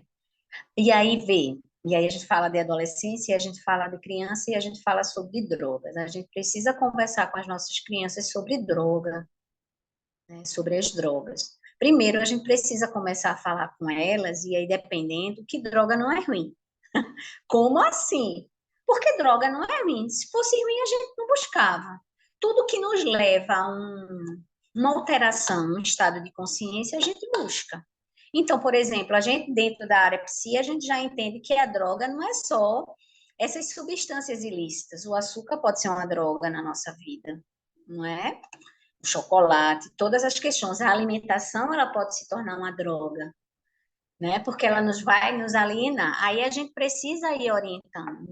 Lá no abrigo e com as minhas crianças, na clínica também, eu trabalho muito nessa perspectiva de refletir, fazer o outro pensar e refletir. Né? Vamos pensar sobre a droga, vamos pensar sobre aquele coleguinha que está chegando lá com a substância. E aí a gente trazer o nosso filho, a nossa criança, primeiro a gente precisa ler sobre, não é? A gente precisa conhecer um pouco sobre o tema, para que a gente possa discutir. Porque não dá para a gente demonizar algo também que a gente não conhece. Agora, as consequências da droga, e principalmente o uso muito precoce, vai ser muitos prejuízos, minha gente, né? Vai ser prejuízos diversos, porque um adolescente, uma criança que começa a usar drogas muito cedo, essas drogas, e aí vamos falar da maconha, ela vai alterar essa percepção de mundo. Então, se a gente for observar os meninos e meninas que usaram, hoje jovens, adultos, que usaram a maconha desde muito cedo, aí eles vão ter uma percepção de mundo muito diferente, eles vão ser mais lentificados, eles não vão ter tantas necessidades, até várias, são muitos, né? Porque assim, a maconha é uma droga alucinógena e a gente precisa entender o que é, o que é uma droga alucinógena. Aí tem as drogas estimulantes, as que excitam, tudo isso. E aí precisa ter conhecimento. E aí é isso, se eu não tenho conhecimento, eu busco. para poder ajudar. Então, meu filho, eu estou percebendo que ele está fazendo essa busca. Eu tenho que conversar sobre e buscar ajuda. Às vezes a ajuda é muito tarde, às vezes eles não se permitem. O que a gente vai ter que lidar é com a nossa dificuldade e com a dor mesmo de ter um filho que faz uso de drogas, mas, né? Se a criança, após o período da abstinência, consegue se desenvolver normalmente, a gente tem uma capacidade, né? Principalmente as crianças, a neuroplasticidade neuronal. A gente já vê, os estudos já apontam que, por exemplo, genética não é destino, porque a gente, principalmente quem vai adotar, também fica muito preocupado de esses pais que fizeram uso de drogas, será que o meu filho não vai? Genética não é destino. Genética é uma possibilidade. Então, nosso corpo tem uma propensão para. Agora, vai ser o ambiente, sempre vai ser o ambiente. Eu gosto muito de um teórico que chama Winnicott, né? Ele fala muito dessa maternidade, dessa maternagem suficientemente boa, essa maternidade suficientemente boa. A gente nunca vai ser excelente, né? Nós nunca vamos conseguir. A excelência não é ainda para a condição humana, concordam, né? Eu não conheço um humano excelente, eu conheço um suficientemente bom. E aí, nessa suficiência é aquilo, né? Eu estou dando sempre o de melhor. E a gente precisa dizer para os nossos filhos. E aí, sobre essa questão da droga, o grande desafio é que a gente possa dialogar sobre, buscar informação sobre. Eu acho que a gente precisa também, vou dizer uma coisa que eu acho muito importante, as nossas crianças precisam ser evangelizadas, no sentido, a gente precisa mostrar a boa nova, a gente precisa direcionar os nossos filhos a uma religião, porque assim, veja, na infância, porque quando eles forem entrar na adolescência, fatalmente eles não vão querer. A gente vai insistir, mas vai chegar um tempo que a gente não vai. Mas a gente lançou lá uma sementinha, né? De que são os preceitos necessários. Eu acho que a grande maioria aqui é cristão, né? E sendo cristãos, a gente precisa falar do nosso modelo e guia. Mas se a gente não fala dele, como é que... Quando está na fase adulta, fica mais complicado, concordam? Então, levar as nossas crianças para espaços, né? A gente também está muito atento com a escola, viu, minha gente? E a escola é um espaço também danoso, não é, Arlete? Né? Porque na escola, que é um espaço social importante, mas que as nossas crianças também sofrem muito. E a gente precisa estar conversando com eles sobre as diferenças, sobre que vai encontrar coleguinhas que não são muito legais, coleguinhas também que estão perturbados, que estão sofrendo. Porque na escola é um espaço de muita competição.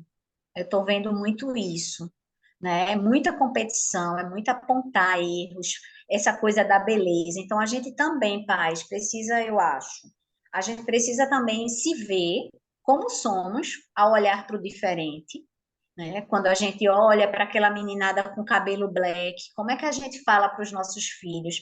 Porque a gente vai ter a nossa opinião, né? E aí a gente fica falando, cabelo horroroso, que coisa feia, e gay deve morrer. Se for um filho meu, tem tantas coisas, né, gente? A gente na clínica, e eu tenho essa oportunidade também, no atendimento clínico, eu gosto muito de trabalhar com adolescente, eu vejo o sofrimento deles, tá?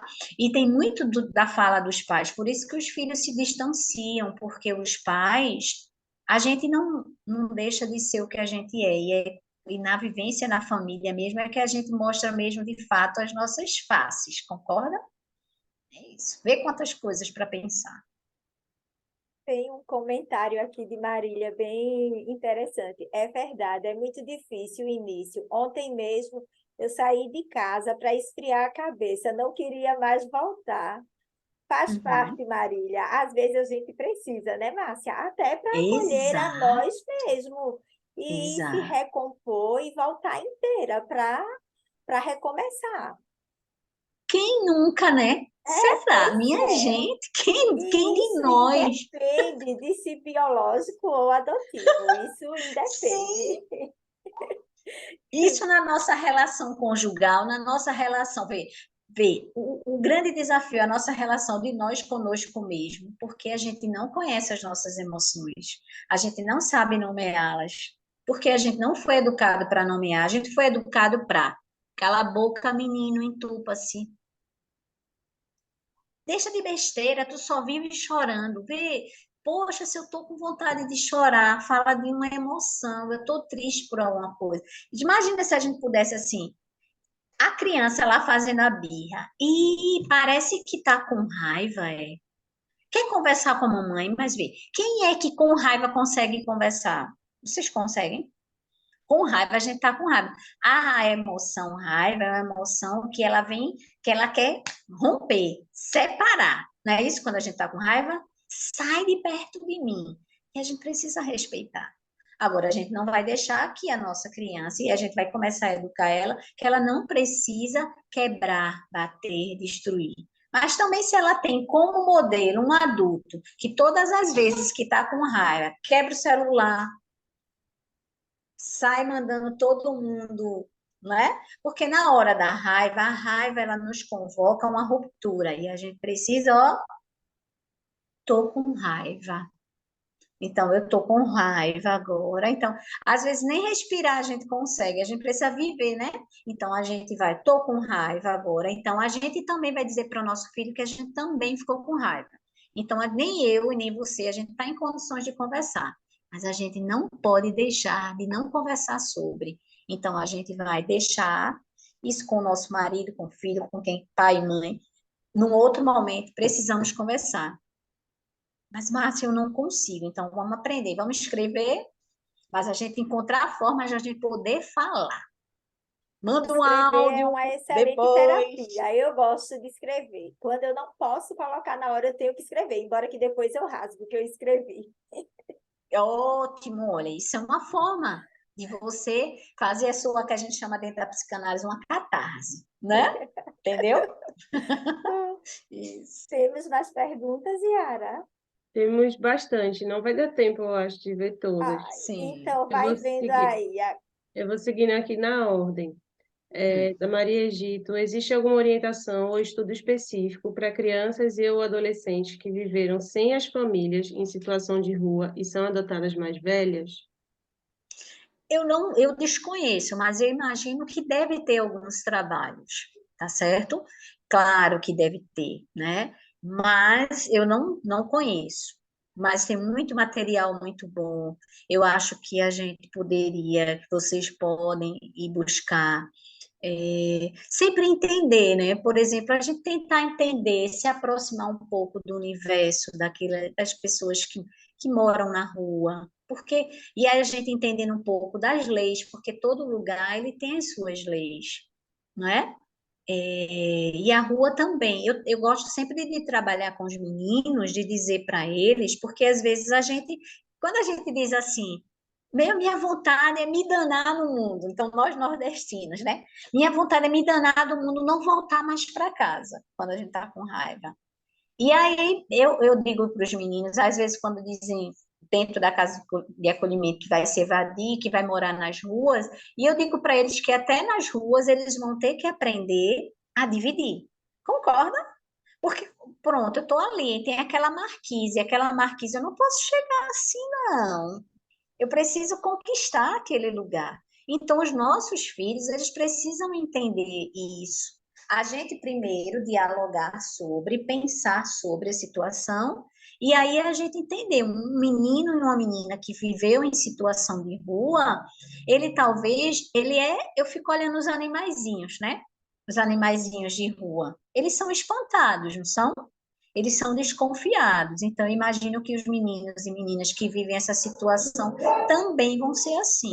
Então, para que eles desenvolvam confiança, eles vão precisar de quê? De um espaço seguro. E até eles entender que esse espaço é seguro, isso vai levar muito tempo, não vai? E que eles também estão vivendo com pessoas que têm um discurso seguro. Porque também tem isso, às vezes o adulto não tem um discurso seguro é uma pessoa também bastante insegura. Então, isso também vai reverberar nessa vivência, né? É, tem vários comentários aqui, eu vou ler bem rapidinho, porque a gente já está cima do horário e tem umas perguntas mais Tá. para frente que eu queria focar nelas. Tem um Hum, comentário da Flávia que diz que a agressividade por parte de uma criança é um pedido de ajuda, é uma forma de comunicação. sim, sim. A Mayra Egito falou que o filho biológico dela faz algumas coisas que eles pensam, às vezes, se fosse adotado, eles iam estar achando que era por isso que se comportava Isso, desse isso jeito. mesmo, isso mesmo. E a preparação dos adotantes tem que ser muito qualificada, e tem mesmo bastante. Isso. A Flávia disse que a devolução não existe, né? Uma atitude criminosa que vai fazer essa criança sofrida sofrer ainda mais.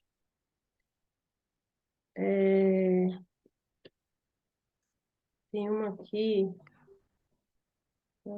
Tem os parabéns da Patrícia. Parabéns pela aula de vida. Foi muito proveitoso e singular te ouvir, porque de uma forma muito simples e objetiva, você conseguiu abrir nossas mentes para o exercício da empatia e muito mais da tolerância.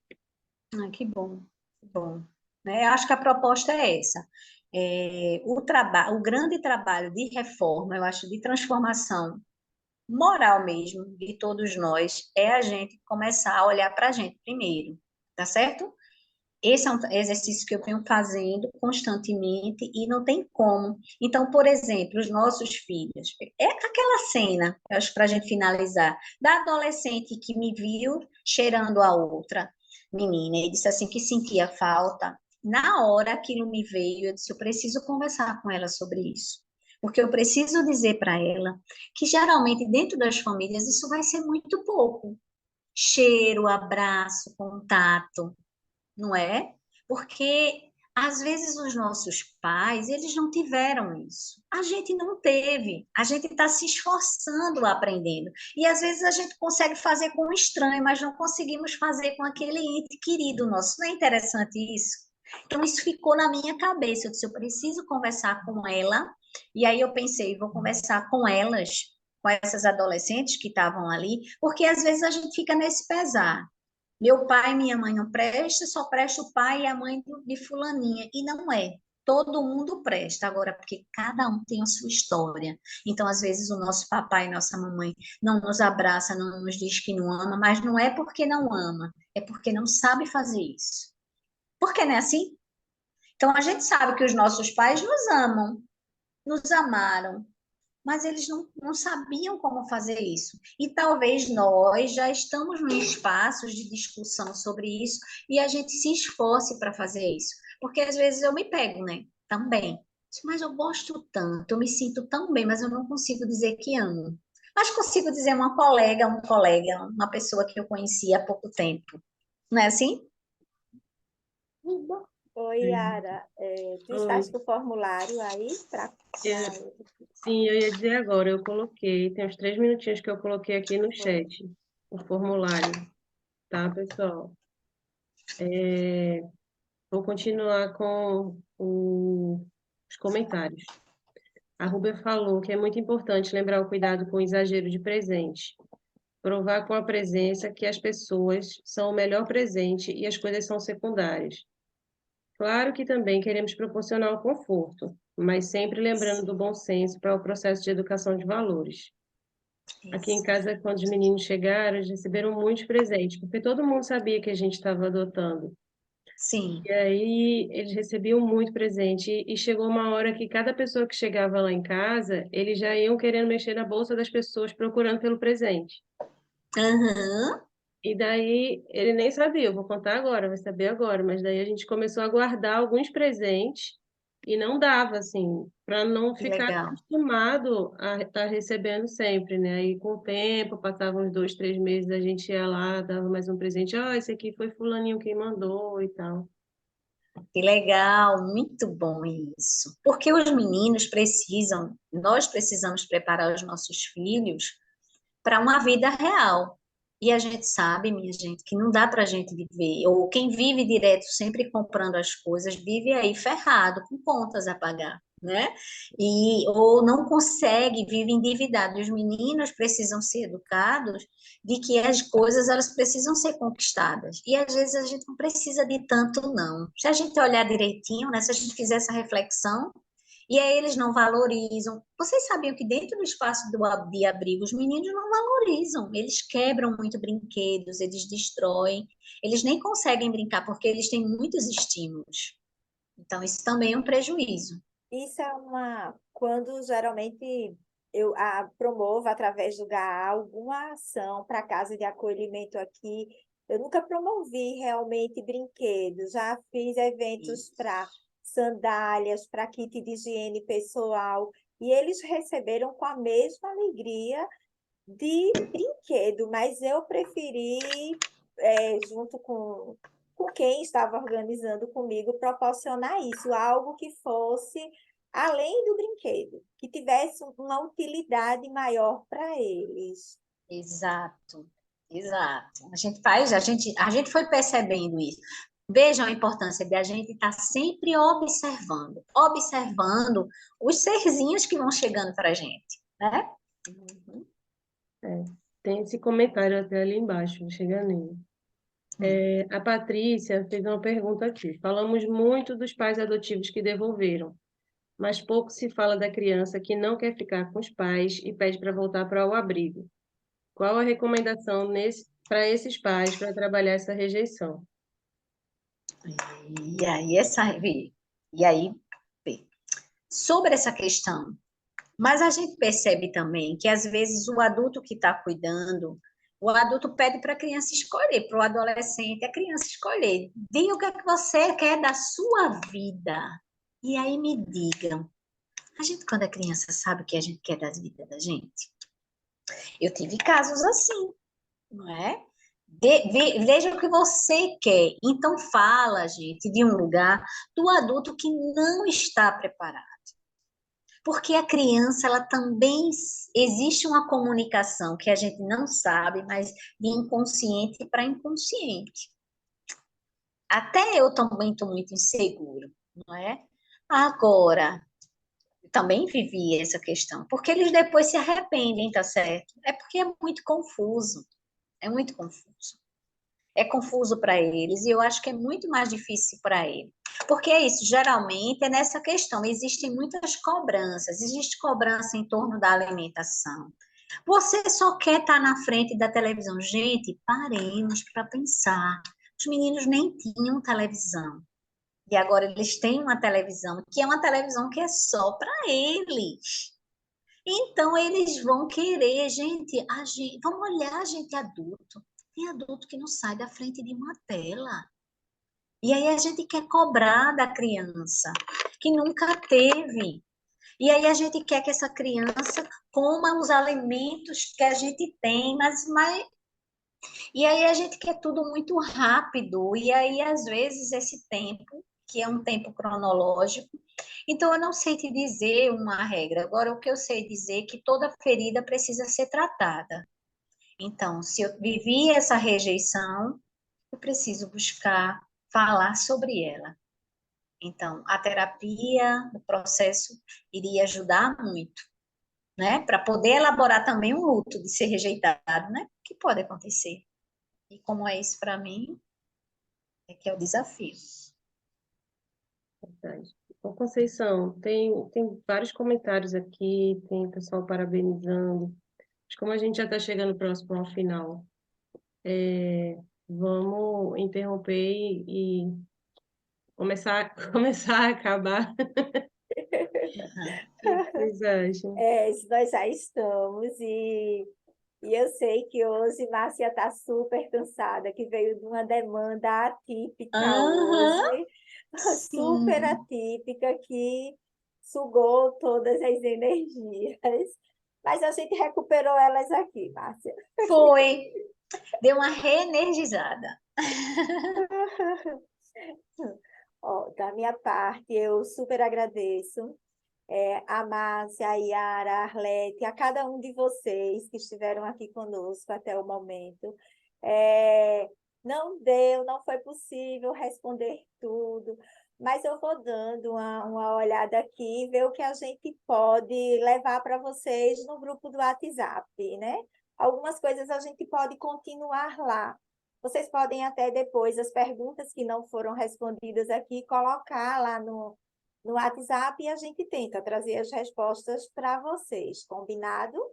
Então, Márcia, muita gratidão, gratidão a cada um de vocês por estar aqui. Falar alguma coisa, Yara? Só agradecer mesmo, agradecer a Márcia, agradecer a todos os pretendentes que vieram, pais, mães também. A presença que a gente sabe que é difícil, às vezes, durante a semana a gente vem na correria, como a Márcia está aí também, né? E chega cansado, mas é tão importante a gente dedicar esse momento para os nossos filhos, né? Porque Exato. tudo isso vai vir como um retorno para a gente depois. E é muito bom. Exato. Então, eu queria parabenizar o pessoal que está aqui e agradecer pela presença. Dizer que foi um prazer. Perfeito, Yara. Todos conseguiram assinar a ata. Se alguém não conseguiu, sinaliza para a gente, para que a gente possa... Flávia parece que não conseguiu. Mas a gente vai ficar um pouquinho ainda, Flávia. Só os que já finalizamos a reunião, mas estão assinando a ata ainda, a gente deixa o formulário em aberto, né, Yara? Isso, vai ficar aberto. O Isaac está perguntando se tem um link do grupo de WhatsApp.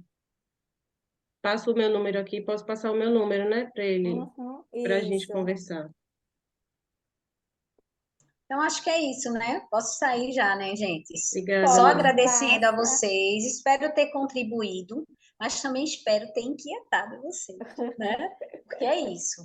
Todo Acho que mundo sim. em Vamos busca de si refletir. mesmo. A gente precisa olhar para dentro da gente para a gente poder cuidar do outro. Então, obrigada.